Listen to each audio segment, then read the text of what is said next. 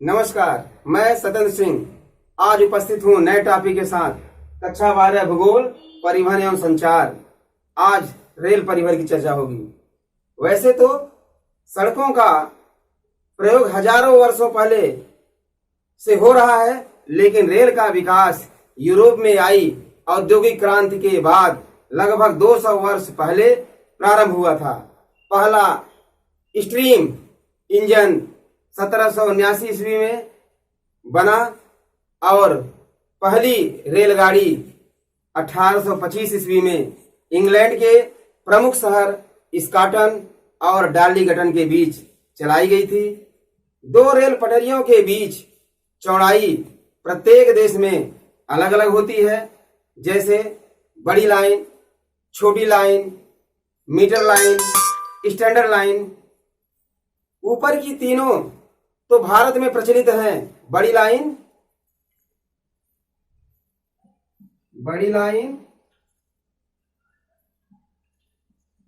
छोटी लाइन,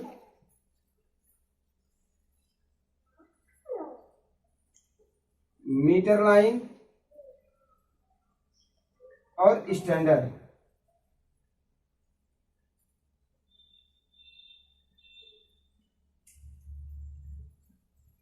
ये ऊपर की तीनों भारत में प्रचलित है, लेकिन स्टैंडर्ड लाइन इंग्लैंड में प्रचलित है। अब यूरोप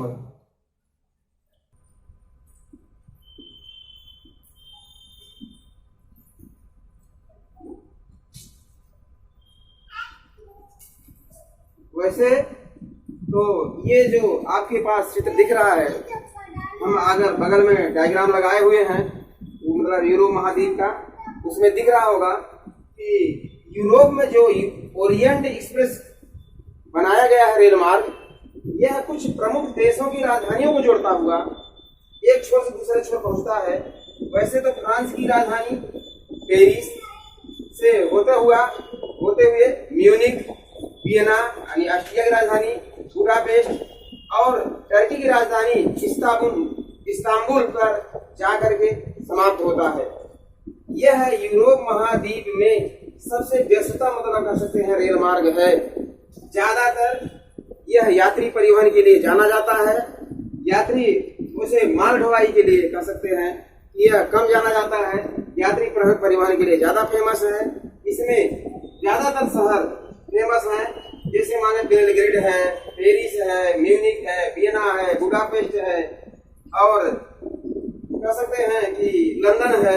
इस तरह प्रमुख शहर इसमें से जुड़े होते हैं इस रेल मार्ग से।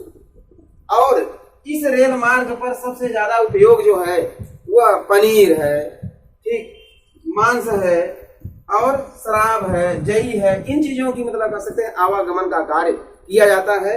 अब इसके साथ हम एशिया महाद्वीप का सबसे बड़ा रेल मार्ग पर चर्चा करेंगे, क्योंकि वो सबसे इंपॉर्टेंट टॉपिक है आपके। ट्रांस हाइबेरियन रेल मार्ग 2 महाद्वीपों को जोड़ने वाला संसार का सबसे लंबा रेल मार्ग है। इसकी लंबाई 9322 किलोमीटर है। 9322 किलोमीटर और यह लगभग 1905 में बन करके तैयार हुआ। फिनलैंड की खाड़ी पर स्थित, ये आपको दिख रहा है, फिनलैंड की खाड़ी पर स्थित सेंट पीटर्सबर्ग को एशिया के सुदूर क्षेत्र व्लादिवोस्टोक से जोड़ता है। ये यहां पर है व्लादिवोस्टोक, ये है सेंट पीटर्सबर्ग।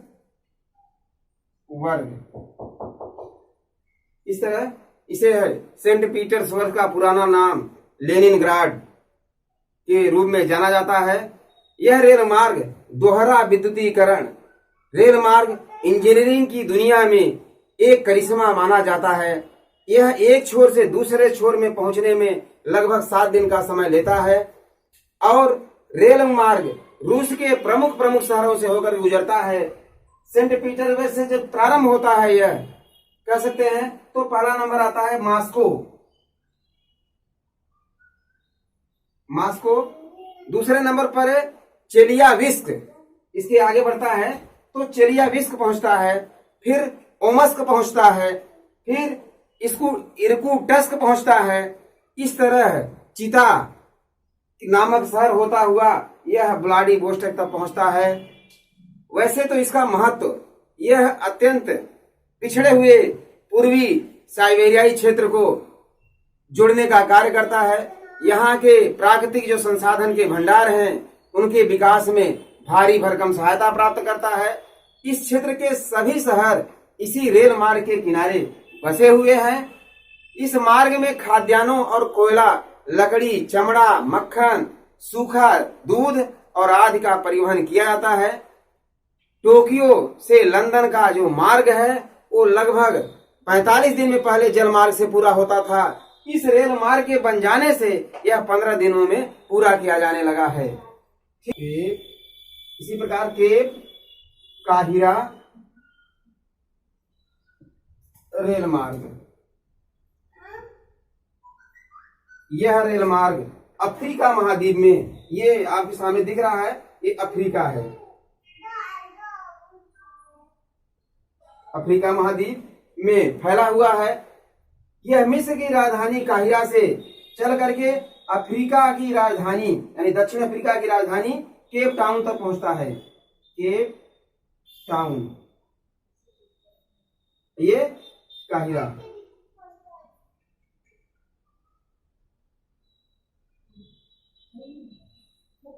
इसमें लगभग कह सकते हैं कि यह 14,000 किलोमीटर तक की लंबाई का है। एक चीज इसमें है कि यह असवान बांध और हल्का, खार्तून, वादी हाफा, विक्टोरिया और टंगानिया झील को पार करते हुए यह रेल मार्ग संभवतः गुजरता है। लगभग जायरे की राजधानी लुमू सांबी और जाम्बिया की राजधानी लुसाका और लिविंगस्टोन, बुलावायो और पिटोरिया, जोहान्सबर्ग से होता हुआ केप टाउन की ओर जाता है। लेकिन कुछ स्थानों पर रेल मार्ग की पटरियां नहीं बिछी हुई हैं, जिसमें आपने अभी नाम सुना होगा विक्टोरिया झील, ये यहाँ पर है। अब ये बगल में मानचित्र लगा हुआ है, इसमें देखें विक्टोरिया झील को अफ्रीका महाद्वीप में देख करके, और उसके नीचे है टंगानिया झील। इन दो झीलों में जो नाव नाव के द्वारा एक छोर से दूसरे छोर पर नाव के द्वारा परिवहन किया जाता है। सामान को एक स्थान दूसरे स्थान पर कह सकते हैं जल यातायात के माध्यम से आगे बढ़ाते हैं। फिर उसके बाद पुनः लाद करके इस तरह होते हुए ये कह सकते हैं कि इस क्रम श्रृंखला में वो आगे बढ़ता हुआ यहाँ पहुंचता है। ठीक, आपका ये रेल मार्ग यहाँ से इस तरह परिपूर्ण होता है। ठीक, अब समझ में आ रहा है कि आगे अब इसी नंबर आता है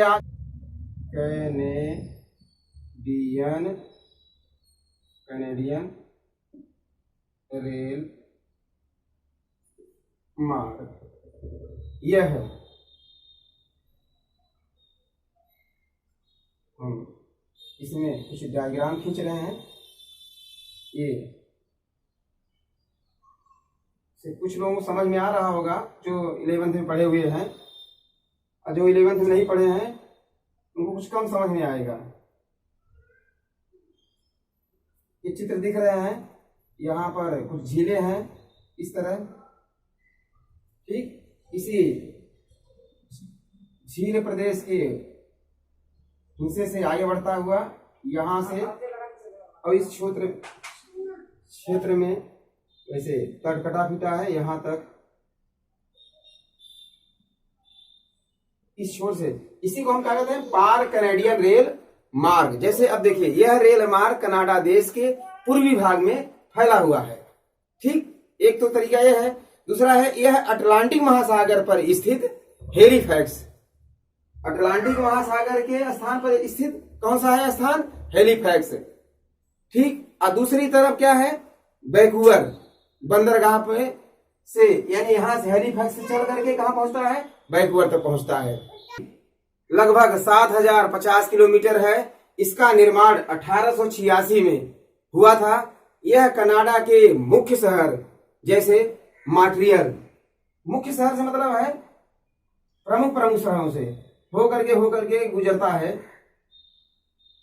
उच्च मतलब अक्षांशीय क्षेत्रों में फैला हुआ है यह, और ओटावा, विनिपेग, रेगिना, वेलगरी आदि जैसे स्थानों पर यह होकर के पहुंचता है वैंकूवर तक।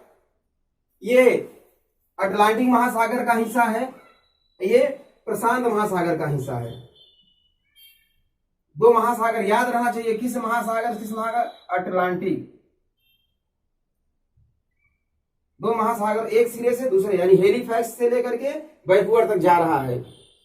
इस महाद्वीप मतलब कहते हैं इस महान रेल मार्ग के बारे में कहा गया है कि यह उच्च अक्षांशों में फैला हुआ है। लगभग कह सकते हैं कि शीतकाल में उच्च अक्षांशों के समीप जल मार्ग जो होते हैं वो क्या हो जाते हैं, वो बर्फ से ढक जाते हैं। तो उस समय यह परिवहन के लिए खुला रहता है और इस पर सबसे ज्यादा परिवहन का कार्य किया जाता है, यातायात के कार्य ज्यादा किए जाते हैं। यह है ऑस्ट्रेलियाई पार महाद्वीपीय रेल मार्ग, ऑस्ट्रेलिया के पूर्वी हिस्से को पश्चिमी हिस्से से जोड़ने का कार्य करता है। पूर्वी हिस्से में सिडनी बंदरगाह से पश्चिमी हिस्से में पर्थ बंदरगाह के बीच संपर्क मार्ग का कार्य करता है। अगर वैसे कहें पर्थ से अगर प्रारंभ करें, चलना शुरू करें तो कलगुल्ली या कुलगाड़ी, एडिलेड, मेलबोर्न, कैनबरा से होता हुआ यह सिडनी की ओर पहुंचता है, सिडनी पहुंचता है। इस रेल मार्ग की मुख्य समस्या यह है कि इस रेल मार्ग में पटरी में कई गेज की पटरियां बिछी हुई हैं, जिसके कारण मतलब धन, समय और श्रम तीनों की काफी हानि होती है। इसलिए ज्यादातर उपयोगिता सड़क मार्ग का यहाँ पर इस्तेमाल किया जाता है। लेकिन यह एक छोर से दूसरे छोर पर आने जाने का सबसे सरल और सस्ता मार्ग है। इसी में अब नंबर आता है, हम बात करते हैं दक्षिणी अमेरिका की। दक्षिणी अमेरिका में है ट्रांस इंडियन रेल मार्ग। कौन सा है? ट्रांस इंडियन रेल मार्ग। ट्रांस इंडियन रेल मार्ग दक्षिण अमेरिका में फैला हुआ है। ये अटलांटिक महासागर और ये प्रशांत महासागर को जोड़ने वाला रेल मार्ग है। ये एक सिरे पर है अर्जेंटीना और दूसरी सिरे पर है चिली। अर्जेंटीना के प्रमुख शहर ब्यूनस आयर्स अर्जेंटीना की राजधानी है। यहां से होकर के चिली के प्रमुख शहर का प्रमुख बंदरगाह को जोड़ता है वालपरेजो